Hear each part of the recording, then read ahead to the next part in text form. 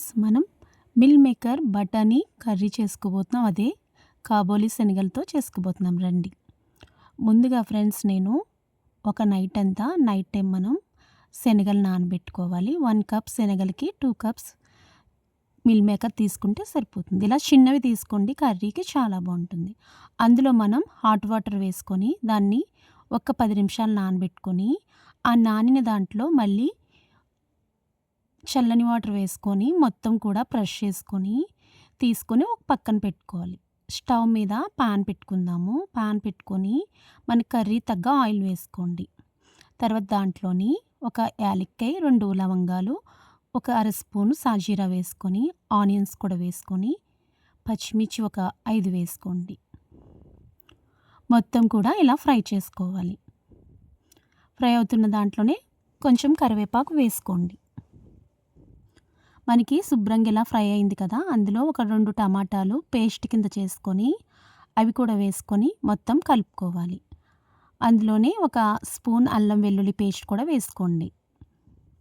దీనివల్ల ఈ కర్రీ మంచి టేస్ట్ వస్తుంది ఫ్రెండ్స్. అలాగే మన కర్రీ తగ్గ సాల్ట్ అండ్ పసుపు కూడా వేసుకొని మొత్తం కూడా దగ్గరికి ఫ్రై చేసుకోవాలి. చూసారా, ఈ విధంగా దగ్గరికి అయిన తర్వాత అందులో మనం శనగల్ని ఉడికించుకొని ఉంచుకోవాలి. ఉడికించుకున్న శనగలు కూడా వేసుకొని ఫైనల్గా కారం కూడా వేసుకోవాలి. మన కర్రీ తగ్గ కారం వేసుకోండి.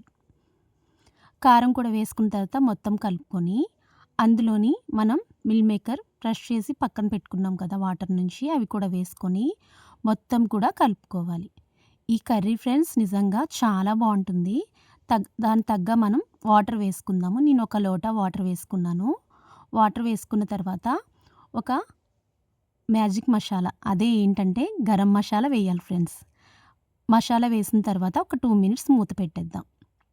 ఓకేనా, ఇప్పుడు తీసి చూద్దామా. మనకి చూసారా చాలా వాటర్ ఉంది కదా, ఈ వాటర్ అంతా కూడా మనకి దగ్గరికి అబ్జర్వ్ చేసుకుంటుంది. ఇంకా మూత పెట్టకుండా మనం ఇలాగే ఉంచుకొని దీన్ని దగ్గరికి ఫ్రై చేసుకుందాం. ఈ కర్రీ నిజంగా రోటీలోకి, చపాతీలోకి, రైస్లో కూడా చాలా బాగుంటుంది ఫ్రెండ్స్. మీరు కూడా ట్రై చేయండి. ఒకసారి చేసి ఎలా వచ్చినా నాకు కామెంట్ చేయండి ఫ్రెండ్స్. సబ్స్క్రైబ్ చేసుకోండి ఫ్రెండ్స్. బాయ్.